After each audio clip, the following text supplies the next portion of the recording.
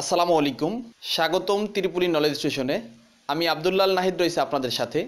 সম্মানিত ভিউয়ার্স, আজকের এই ভিডিওতে ইলেকট্রিক্যাল হাউস ওয়ারিং ট্রেডের অধ্যায় 4 পাওয়ার ও এনার্জি নিয়ে কথা বলবো। সম্মানিত ভিউয়ার্স, এই অধ্যায়টা খুবই গুরুত্বপূর্ণ অধ্যায়। এই পাওয়ার ও এনার্জি এটা মূলত বৈদ্যুতিক একটা রাশি। আমরা বিদ্যুৎকে দেখতে পাই না, বিদ্যুৎ প্রবাহের বিভিন্ন ফল আমরা দেখতে পাই। Current, voltage, resistance, inductance, capacitance, power, energy, power factor, এই বিভিন্ন রাশিগুলোর সমন্বিত রূপ হলো বিদ্যুৎ। সম্মানিত ভিউয়ার্স, আগের ভিডিওতে আমি কারেন্ট, ভোল্টেজ ও রেজিস্ট্যান্স নিয়ে কথা বলেছি।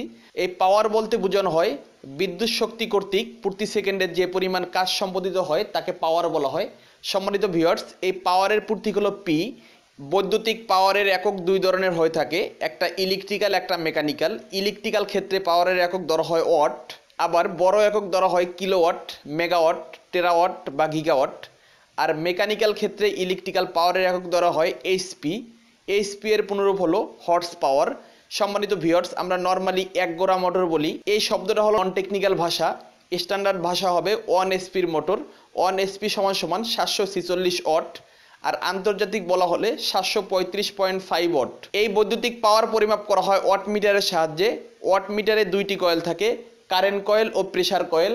কারেন্ট কয়েলকে সিসি বলা হয়, প্রেসার কয়েলকে পিসি বলা হয়। এই ডায়াগ্রাম আমি এঁকে রেখেছি। সম্মানিত ভিউয়ার্স, এই জি দ্বারা বোঝা হয় জেনারেটর।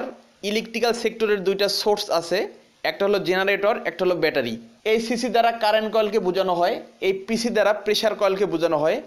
এই কারেন্ট কয়েল এই লোডের সাথে সিরিজ সংযোগে থাকে, আর এই প্রেসার কয়েল লোডের সাথে প্যারালাল সংযোগে থাকে। সম্মানিত ভিউয়ার্স, এই পাওয়ার কিন্তু খুবই গুরুত্বপূর্ণ একটি রাশি। লোড ক্যালকুলেশনের ক্ষেত্রে এই পাওয়ারের ব্যবহার অনেক বেশি। লোড ক্যালকুলেশনের ক্ষেত্রে পাওয়ারের দুইটা সূত্র আছে।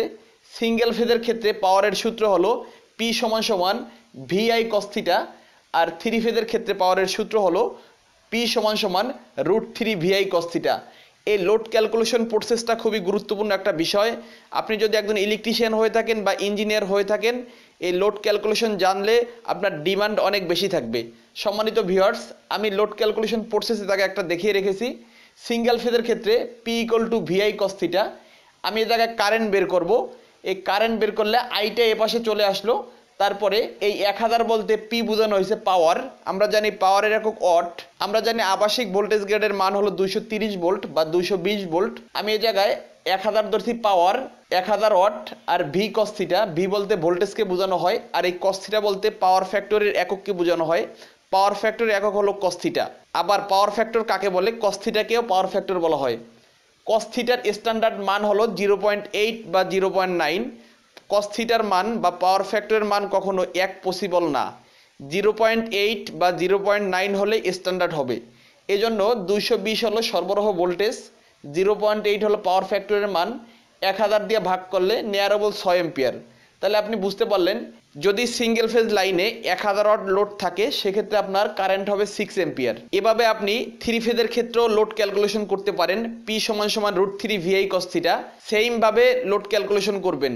√3 এর মান 1.673 ধরে নেবেন। সম্মানিত ভিউয়ার্স, আজ এ পর্যন্তই। ভিডিওটি কেমন লেগেছে কমেন্টে অবশ্যই জানাবেন। ধন্যবাদ সবাইকে। আসসালামু আলাইকুম।